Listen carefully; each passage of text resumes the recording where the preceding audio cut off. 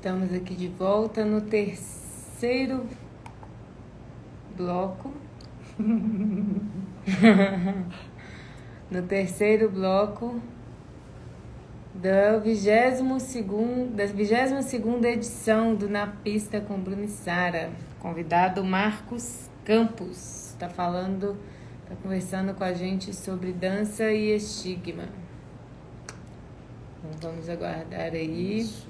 E ele estará com a gente no Congresso Brasileiro Online de Ballroom Dance, que acontecerá em novembro, do dia 20 ao 22 de novembro. Muito bem, Cris. Até que enfim você apareceu na minha live. Quanto tempo, né?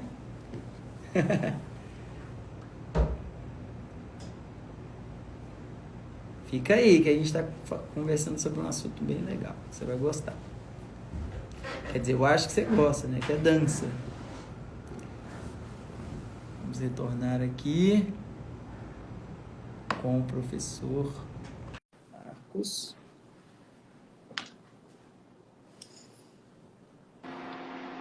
Estamos de volta! Gente, eu falo demais. Calma, Marcos, calma. Vai ficar tudo gravado. Depois, se você quiser, você pode reassistir. Entra lá no Bruno e Sara do Esporte Brasil.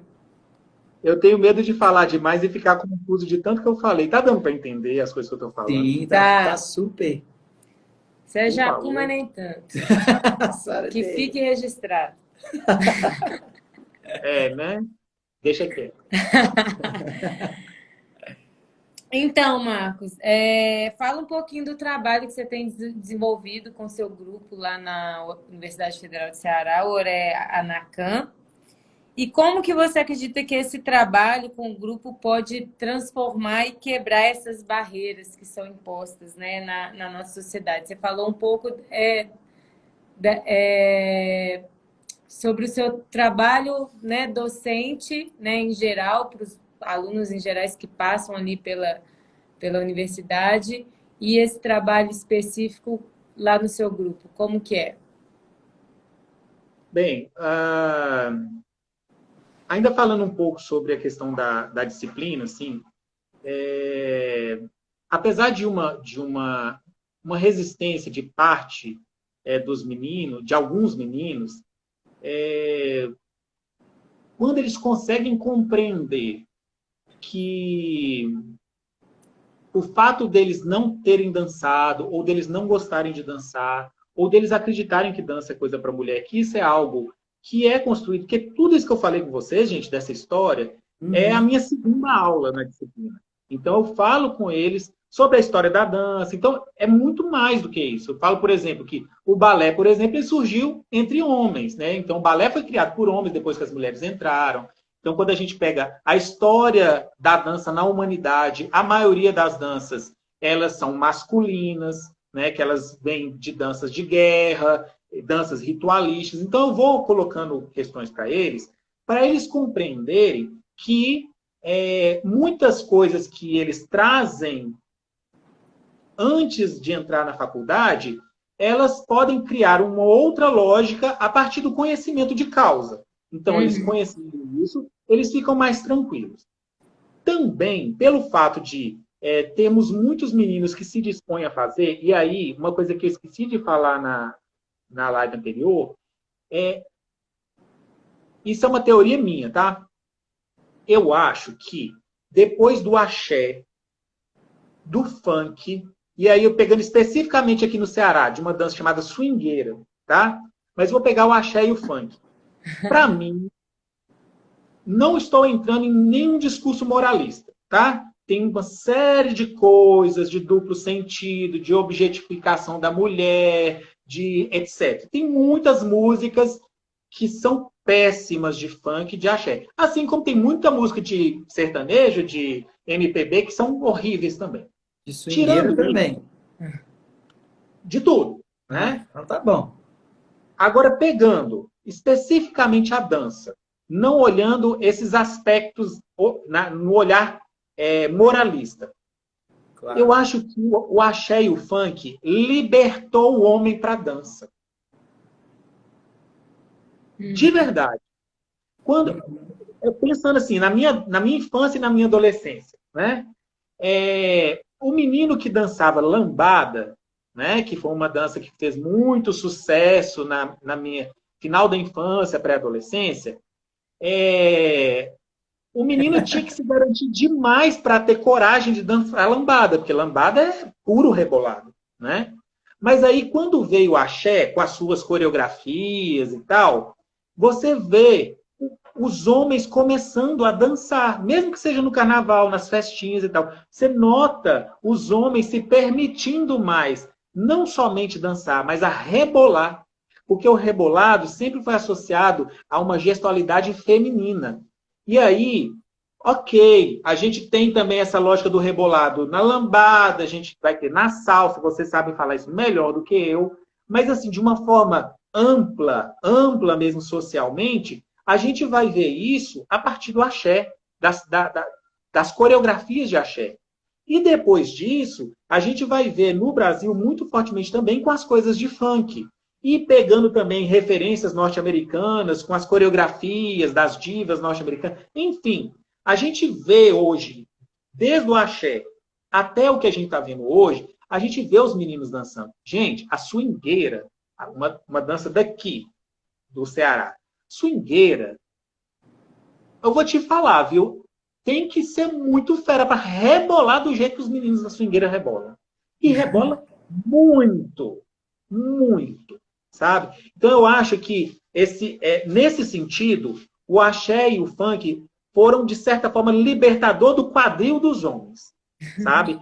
No sentido dos homens se permitirem mais dançar de uma forma que era mais associado a um jeito feminino de dançar. Entende? Então, quando eu recebo esses meninos lá na sala de dança, né, para começar a disciplina de dança, eu converso muito isso com eles. E eu falo com eles que eles também podem trazer esse tipo de dança para trabalhar na escola. Eles podem trabalhar axé, funk, swingueira na escola. Agora, a pergunta é qual axé, qual funk, qual swingueira? Isso aí são outras discussões. Mas eles podem trabalhar. Por que não trazer, sei lá, no axé, algo dos blocos afro com uma música da Daniela Mercury? Por que não trazer algo do funk a partir de uma música da Fernanda Abreu? Por que não? E eu acho que isso faz com que eles entendam que a dança é uma coisa possível para eles. Que não é uma coisa que está tão fora da realidade deles. Eles associam, eles entendem que só se for muito bipolar. Tipo assim, gente, eu danço swingueira, rebolo mais do que tudo, aí eu vou virar lá na escola e falar que dança é coisa para mulher, então eu sou bipolar, eu sou, né, uma... Como assim? Né? Que doideira é essa? A pessoa tem dupla personalidade. Enfim, isso ajuda ter essa conversa direta com o aluno, trazendo para situações concretas da vida dele e trazendo também esse aparato científico, histórico, para que eles compreender o quão é importante para eles que hoje eles são sujeitos históricos que vão ajudar a construir o futuro, que o que eles fazem agora também vai imprimir o que vai ser o futuro, eles caem a ficha, eles falam assim, gente, eu posso dançar. E eles fazem dançam. Parte da construção, né? Eles são parte da desconstrução, né? Principalmente. Eles começam desconstruindo as próprias questões deles e aí eles podem vir a trabalhar de uma forma mais leve a dança. E aí eu vou para o Oreanacan, tá? E vou colocar os outros projetos também. Sim. O Oreanacan, quando eu comecei o projeto em 2011, ele começou como um projeto de extensão e aí apareceram 10 mulheres e um homem, né? E aí, quando eu entrei lá no IEFES, né, no Instituto, já tinha 17 anos o curso. Nunca tinha tido uma disciplina de dança. Não era obrigatório e nunca tinha formado turma optativa. Tinha sido ofertado algumas vezes, mas não tinha formado uma turma. Então, eu entrei no primeiro semestre de 2010 e no segundo semestre eu ofertei uma disciplina optativa, formou a primeira turma e aí eu comecei a conversar com os alunos na disciplina de formação rítmica, que eu trabalhava com eles, eu comecei a falar com eles que era importante, principalmente para os alunos da licenciatura, que eles aprendessem dança, porque eles iam ter que trabalhar isso na escola. Isso começou a aumentar a adesão dos alunos na disciplina optativa, até que em 2013 ela entra como obrigatória. Aí eu vou para o Oreanacan. O Oreanacan começa com 10 mulheres e um homem, e aí, aos poucos, eu vou conversando com os meninos nas aulas e vou falando, galera, lá tem dança, que é dança popular, que são danças daqui. Vocês conhecem chachada, vocês conhecem quadrilha, a gente trabalha isso também e tal. Então, eu fui puxando coisas que eles conheciam para motivá-los a entrar no grupo e com um foco muito grande nos alunos da licenciatura. E não é gratuito, porque eu entrei no Sarandeiros também por causa disso. Uhum. Funcionou comigo, por que não utilizar isso como referência para eu captar alunos para ir para o Oreanacan? E deu certo. Os alunos homens também acabaram entrando. E isso fez com que, aos poucos, no desenvolvimento das danças, eu trabalhava danças de par, no início, inclusive, eu trabalhei dança de par como uma estratégia também para alguns meninos que ainda tinham muita preocupação. Ai, meu Deus, não, eu posso dançar shot, porque shot o homem faz o papel de homem. Não é a melhor estratégia, mas, dependendo da situação, pode-se utilizar. Não é a melhor, mas pode-se utilizar dependendo da situação, ok? E funcionou. Aos poucos eles foram se inserindo, o grupo foi tomando visibilidade, e aí essa dificuldade de entrada das pessoas do curso, elas foram diminuindo até o ponto que eu já tive até 50 pessoas no grupo, né? No período em que eu cheguei a ter 27 bolsistas no Oreanacan, em 2013, se eu não me engano, né? Porque a gente construiu uma série de ações, de projetos, e nos projetos eu fui conseguindo bolsas, e isso também ajudou a manter os alunos dentro do grupo. E aí, a perspectiva do grupo foi sempre trabalhar nos 4 pilares que fazem parte da realidade do ensino superior, né? Então, na realidade do ensino, porque os alunos eles aprendem a trabalhar com dança e eles têm que ensinar para os novatos também. Então, é um processo pedagógico que está presente ali também. Na perspectiva da extensão, porque a gente também, o trabalho ele tem um caráter extensionista e também a gente faz ações extensionistas tanto dentro quanto fora da universidade. Na perspectiva da pesquisa, porque praticamente toda a nossa produção coreográfica ela é baseada em pesquisas em loco. Só tem uma dança que a gente montou, que é o Shot Bragantino, que eu não fui lá para pesquisar, lá em Bragança Paraense. Todas as outras danças eu fui lá para pesquisar. E o 4º pilar, que é o da gestão. Então, alguns alunos bolsistas, eles organizam ensaios, eles organizam figurino, eles são coordenadores de atividades, eles participam da construção de capacitação para professores. Então, eu faço com que o Oreanacan seja um espaço de construção de experiência, né, dessas 4 lógicas que permeiam a universidade: ensino, extensão e gestão. E isso é uma experiência extremamente rica para eles. Porque se eles quiserem ser professores, eles vão ter a experiência para isso. Se eles quiserem trabalhar com dança numa escola profissional, se for bacharelado, por exemplo, eles vão ter experiência para isso. Se eles quiserem se tornar professores universitários, eles vão ter experiência para isso. Então, a gente... Eu não consigo caracterizar o grupo Oreanacan como apenas um grupo artístico, entende? Porque eu acho que ele é muito mais do que isso. Eu acho que a parte artística e coreográfica, ela é uma das facetas do trabalho que a gente tem. E aí, a gente, nesse tempo, né, nesses quase 10 anos que a gente existe, a gente já teve um espetáculo montado, completo, só sobre o Boi Bumbá de Parintins. Eu já tive a oportunidade 4 vezes lá em Parintins, uma vez, inclusive, levando bolsistas para lá. E aí eu construí um espetáculo apenas sobre isso.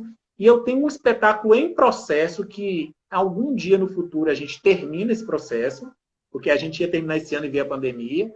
que é o Entre Penas e Contas, que foi a partir de um programa de extensão que a gente aprovou num edital do Ministério da Educação com a Secretaria de Promoção da Igualdade Racial, né, lá de Brasília, quando no governo Dilma a gente tinha ainda, né, a Secretaria de Igualdade Racial, e aí eles fizeram um grande edital de programas de extensão, e aí eu associei o Ministério da Educação e o Secretaria de Promoção da Igualdade Racial para poder trabalhar danças de influência étnica negra e indígena. Então, a gente fez uma pesquisa em 14 locais pelo Brasil para poder fazer capacitação de professores, para fazer oficinas em escolas, em comunidades. A gente fez numa associação de um maracatu cearense aqui, e fizemos também numa comunidade indígena, numa cidade próxima aqui, fazer o espetáculo,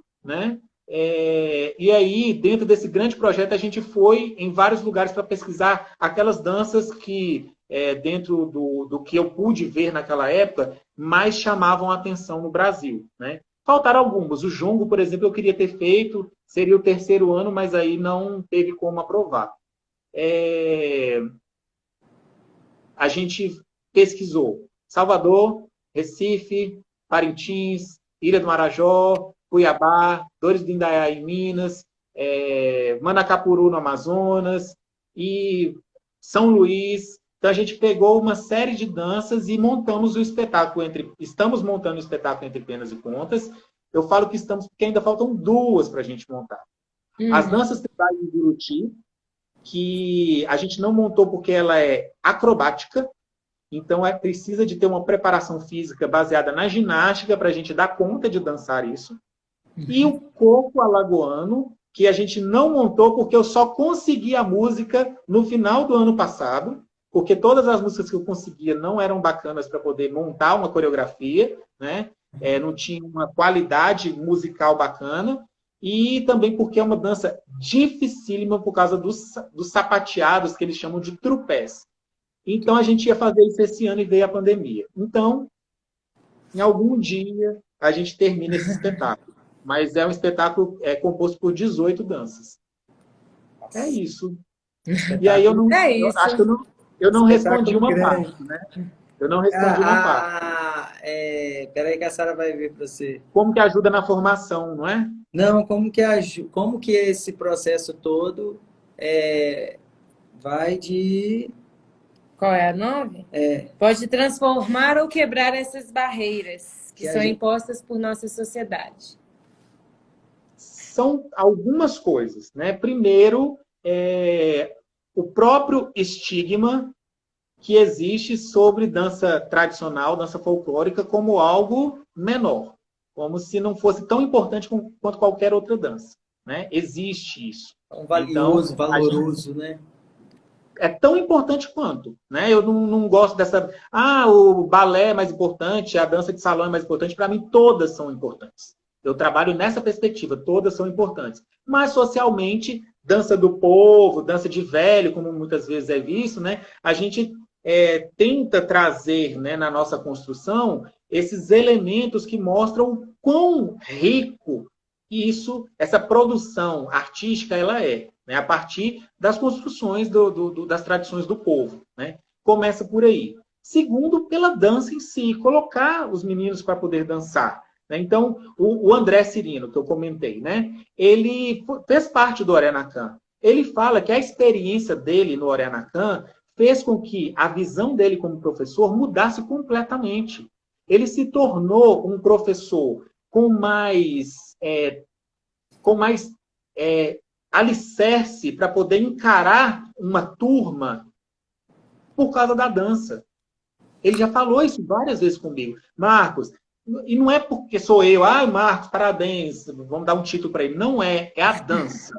A experiência da dança. Se fosse eu, se fosse Sara, fosse Bruno, se fosse qualquer pessoa que estivesse à frente, o André, por exemplo, ele teria essa mesma perspectiva. Ela faz com que a pessoa, pelo menos dentro do repertório, né, de experiência dele, ele fala, eu me tornei um professor melhor a partir do momento que eu encarei uma plateia. E tem um outro elemento também que faz parte desse contexto todo, especificamente no trabalho com o popular, né? Que é a questão da valorização da nossa identidade como brasileiro. Que isso é algo que a gente precisa demais nesses tempos que a gente está vivendo. A gente sempre precisou disso.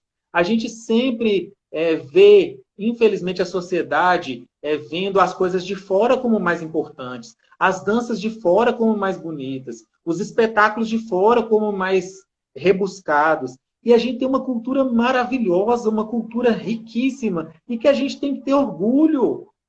Ser brasileiro não é só vestir a camisa da CBF e pegar a bandeira, não. É muito mais do que isso.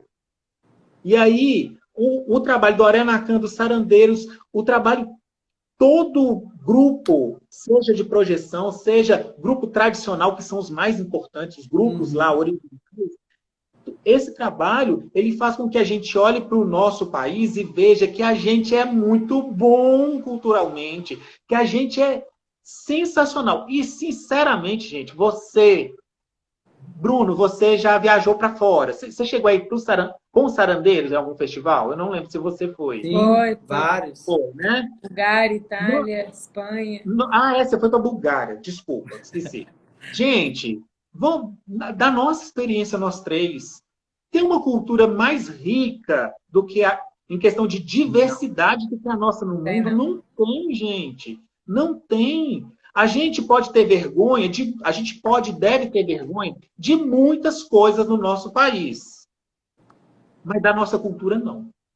Nossa cultura, ela é fonte de total certeza da nossa qualidade, da nossa possibilidade de ser, sim, sensacional, de ser pessoas que devem ser aplaudidas em qualquer lugar que a gente for. E isso eu vivi nos Sarandeiros, nós vivemos nos Sarandeiros, e eu quero que as pessoas que passaram, né, eu quis e quero que as pessoas que passam hoje, que passarão no Arenacan, que elas tenham isso, que elas vivam o mesmo orgulho de ser brasileiro a partir da nossa cultura. Eu quero que, da mesma forma que eu sinto isso, que elas sintam. E eu acho que eu tenho conseguido junto com eles. Não sou eu, somos nós. Porque eu não acredito que um grupo seja apenas o seu coordenador. Para mim, o grupo é todo mundo, o coordenador é apenas uma pessoa. Muito bom. Deixa eu fazer aqui agora a última, né, para a gente finalizar hoje. Quais são as suas perspectivas, né, que você tem em relação ao estigma e à dança no ensino dentro do ambiente escolar? Bem, são algumas coisas, eu não vou demorar, não. São algumas coisas. Primeiro, quando eu vejo, a partir dos relatos de estagiários, ou eu vejo alunos entrando, já tendo experiência em dança, eu falei que são poucos, mas tem aumentado. A diferença desses 10 anos, eu noto um aumento em número de alunos chegando dizendo que já teve alguma experiência em dança que não seja somente a quadrilha. Tá? Quadrilha não conta nessa história. Ok? Tem que ser além da quadrilha. Né? Eu já noto uma presença maior da dança dentro dos contextos escolares. Certo? Eu acho que socialmente também, tanto por coisas como eu disse, a dança, por exemplo, a dança está mais presente na mídia. A experiência que vocês tiveram no Dance em Brasil, a própria coisa da dança dos famosos, tem outras questões ali, competição e tal, isso não importa. Mas quando você tem milhões de pessoas vendo a dança acontecendo na mídia e vendo homens dançando, isso mexe com a cabeça das pessoas. Nem que seja para fazer dança de salão, mas elas querem fazer. Uma outra coisa que eu tenho notado, e aí eu converso, né? Tipo, o pessoal do Arenacan e os meus alunos, a maioria deles são jovens, são alunos de 17, alunos de dançarinos, 17, 18, 20 anos. Né? Eu converso com eles, né? O tiozão aqui conversa com eles, e eu noto que hoje em dia, pega bem o menino que sabe dançar. Eu vejo isso, assim, esse interesse maior das meninas pelos meninos que sabem dançar. E aí eu vou falar especificamente de algo que eu vi no doutorado. E que isso vai perpassar tudo que a gente está falando aqui. O doutorado, eu estudei a escola de dança de Paracuru, certo? Ela tem 20 anos. Paracuru é uma cidade pequena, que, como qualquer cidade pequena no Brasil, as pessoas se conhecem. E existe toda uma questão das pessoas se olharem, da fofoca, dos estigmas, dos preconceitos, etc, etc, etc, etc. Então, o que aconteceu? Quando o Flávio Sampaio, que foi o responsável pela criação da Escola de Dança de Paracuru, ele cria primeiro a companhia de dança e depois a Escola de Dança de Paracuru, trabalhando balé, e um monte de menino começa a fazer balé nessa escola, dezenas de meninos começam a fazer balé nessa escola. Primeiro, houve o choque. Houve o choque social. Todo mundo assustado. E esses meninos apanham, esses meninos são expulsos de casa, esses meninos sofrem bullying na escola, passam por todo tipo de situação mais absurda possível. Com o tempo, com o trabalho que vai acontecendo, tanto na escola, com os meninos e socialmente, as pessoas vão começando a entender algo que foge do estigma por si só, que é o quê? Eles chegavam ao seguinte: balé é coisa para mulher ou coisa para viado. Falando em termos de senso comum. Balé, quem faz é viado. E eles iam esses. Quando esses meninos eles começam a crescer, se tornar adolescentes, jovens, e começam, entre eles, também namorar meninas, aí as pessoas... Não estou falando que não existiam meninos gays, não. Tinham.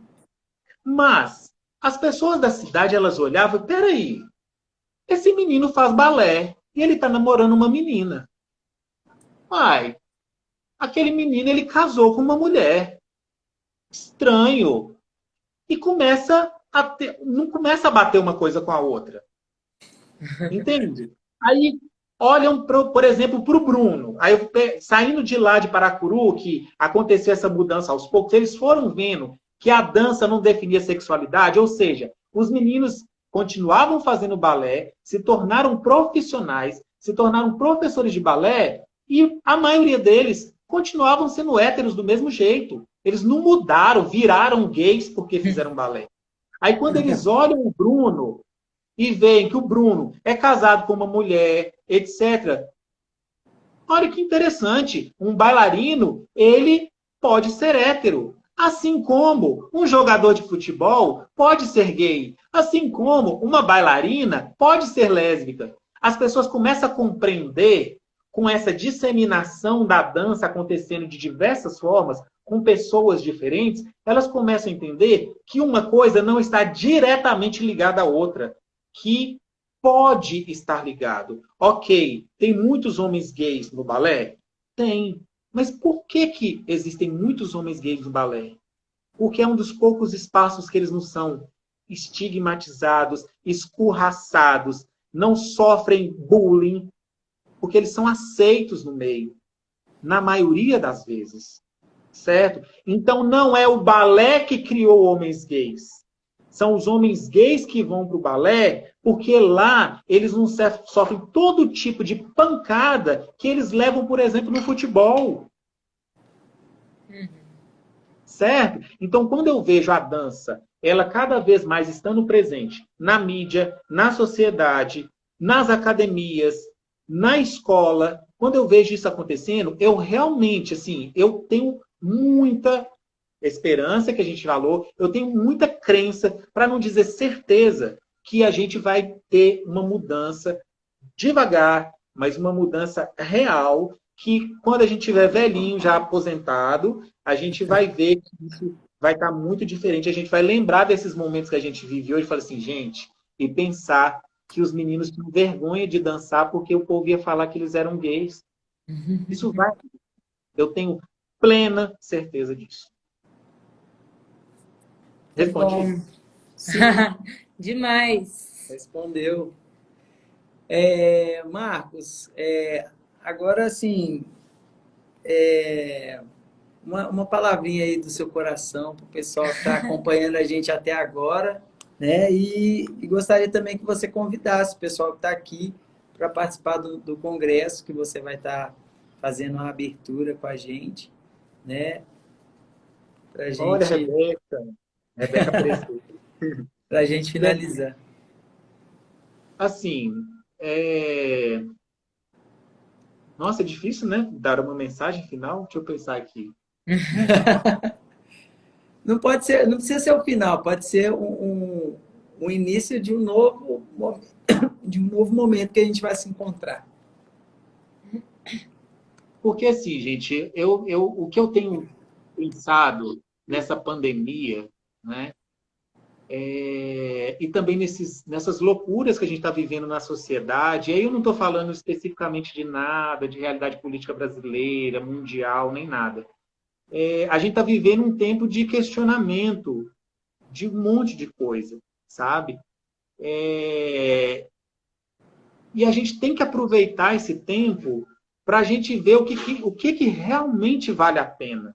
O que realmente vale a pena para a gente de agora para frente. De agora para frente, assim, não tem como a gente pensar essa sociedade que a gente vive hoje, que é fruto de tudo isso que a gente falou, não tem como a gente pensar essa sociedade continuando da forma como está.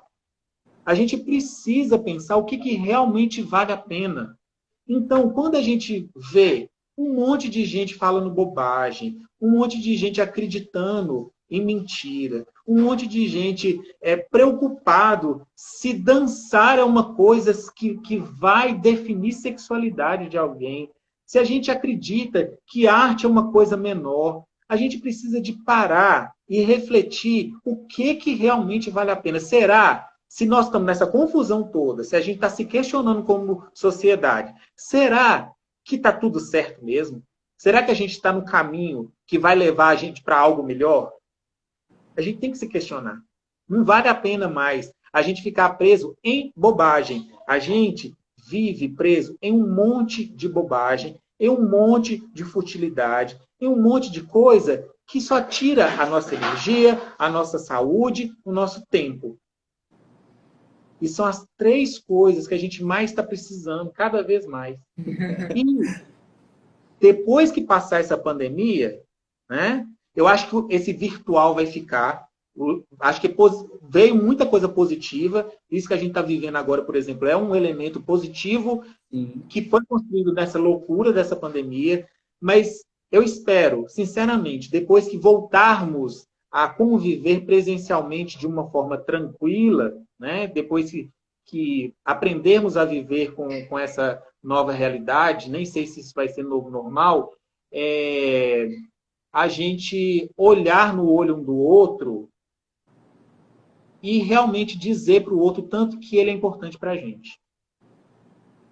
Porque a gente não fala isso. E quando a gente vê, a gente perde o outro. E a gente está aprendendo isso na dor, na ausência. Infelizmente, a natureza nos deu uma oportunidade dolorosa para a gente aprender a dar valor ao que vale a pena e a gente se aproximar como pessoas que querem o bem, gente. E parece aquela coisa, a paz mundial, né, de concurso de Miss. Mas, gente, pelo amor de Deus, vamos fazer coisa boa? Vamos dançar? Vamos curtir um ao outro para valer? Vamos construir laços? Vamos nos auxiliar? Entende? A gente está precisando disso. A gente está precisando disso. Por isso que quando vocês me chamaram para fazer essa live, eu quis fazer. Porque eu tenho uma alegria gigantesca de ser uma pessoa considerada amiga de vocês. Oh, meu Deus.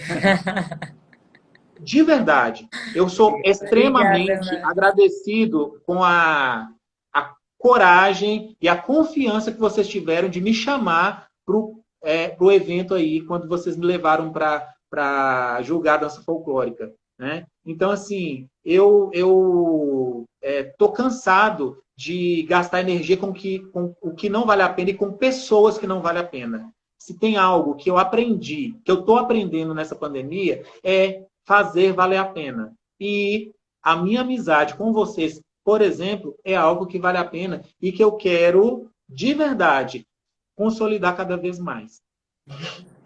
Pra gente também, Marcos. Obrigado, Falei Marcos. no Façam início da live que isso é muito, muito, muito, muito especial Muito pra gente, importante viu? pra gente, com certeza.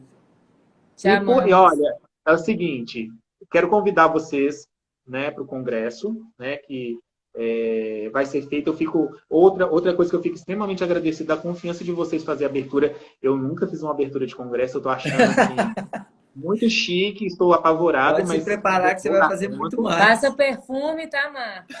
Claro, claro.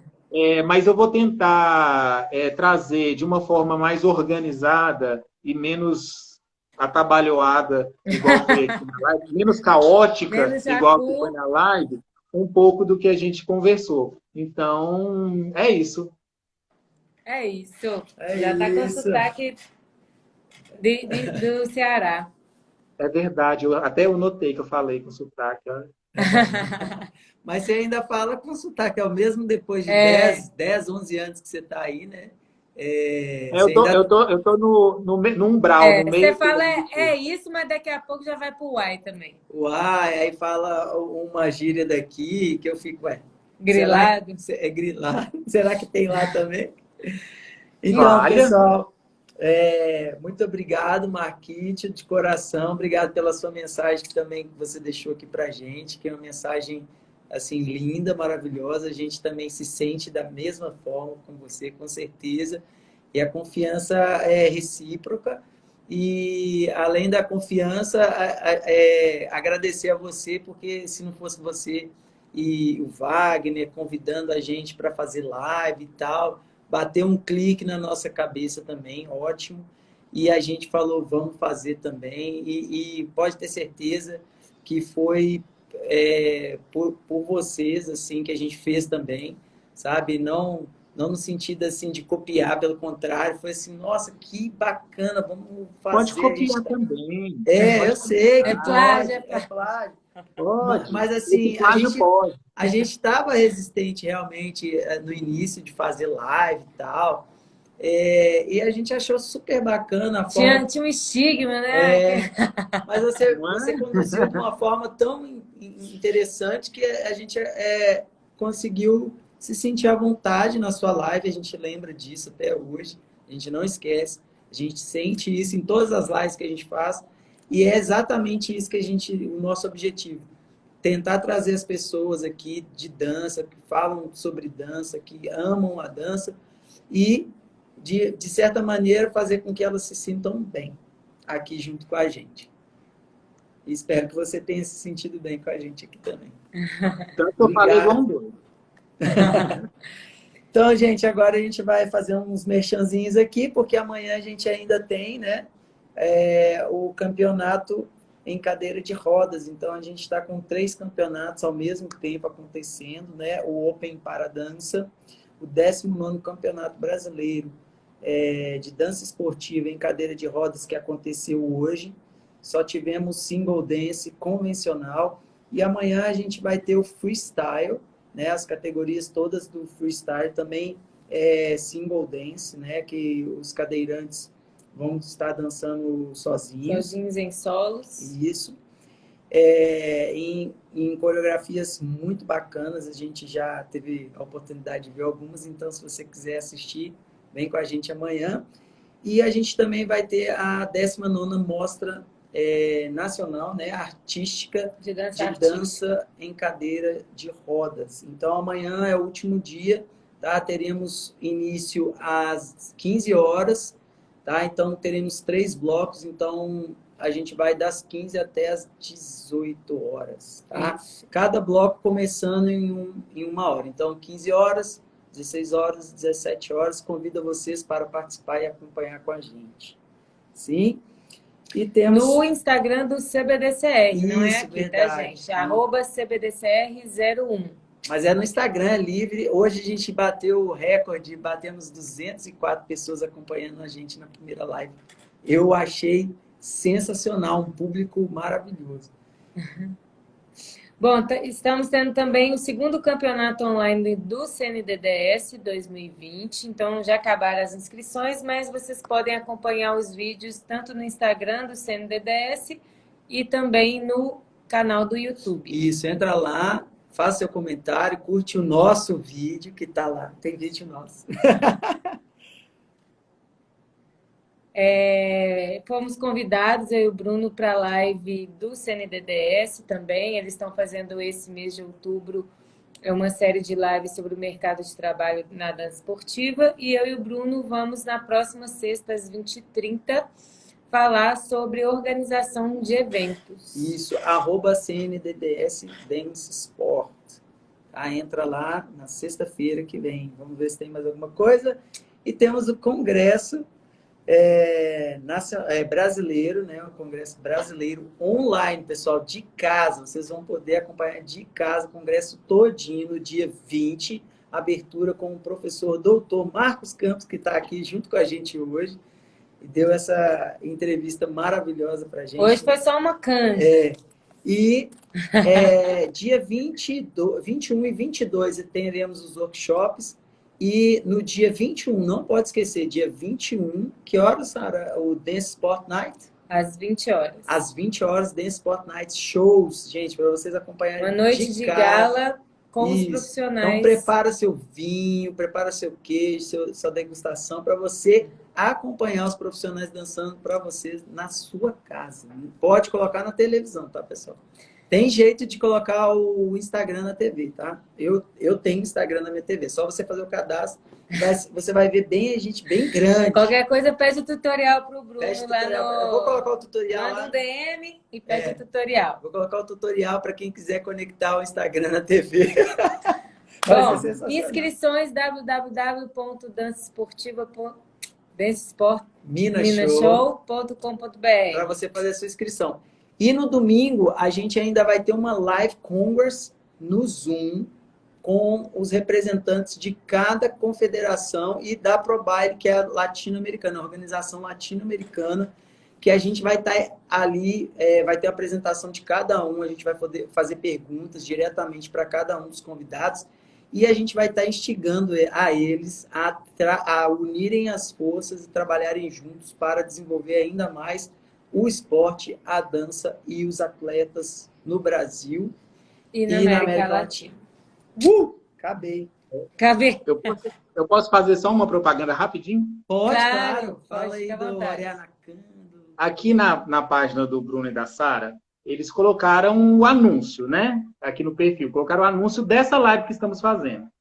E aí tem o meu perfil lá, Prof. Marcos Campos IF. Isso. Então, se vocês quiserem acessar o perfil, vocês vão ver lá na bio, existe um link para o canal, meu canal do YouTube. Eu fiz mais de 40 lives. Essa segunda-feira agora, eu vou fazer a última live do ano com a Isabel Coimbra, sobre dança e fé cristã. E existem todas as lives, inclusive do Bruno e da Sara, que foi uma das primeiras lives que eu fiz. Todas as lives estão na íntegra lá no canal do YouTube. Então, de dança, tem várias.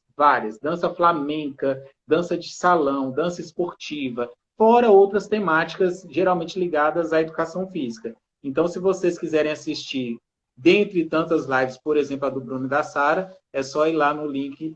Assine, ative o sininho, curtam. Isso aí, professor, gostei. Repete aí seu arroba Marcos Prof, como é que é? Prof. Marcos Campos IFs.